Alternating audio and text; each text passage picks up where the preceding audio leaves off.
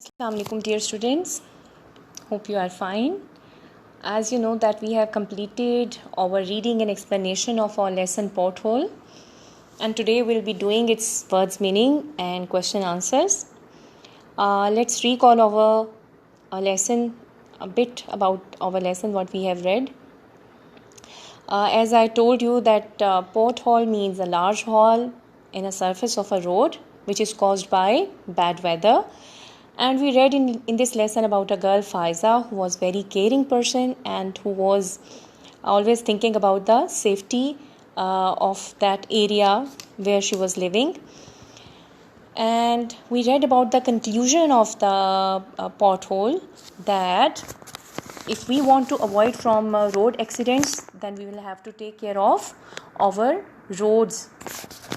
And what we learned more about it, we learned one more thing, that helping others or thinking about others' safety matters a lot and works wonder. So here are the words meaning of our lesson. First is pothole. As I told you, a large hole in a surface of a road. Blazing, shining brightly. What was blazing in the story? The sun was blazing. Gaping, wide open. What was gaping in the story? A pothole was wide, gaping in the story. Compost. It's a mixture of leaves and manure. Shrubs, a small woody plant. Rags, scrap of cloth. Stuck, be unable to move. Severe, change direction swiftly. Victim, it means a person who suffers injury or is harmed. And the last is finally, at the end.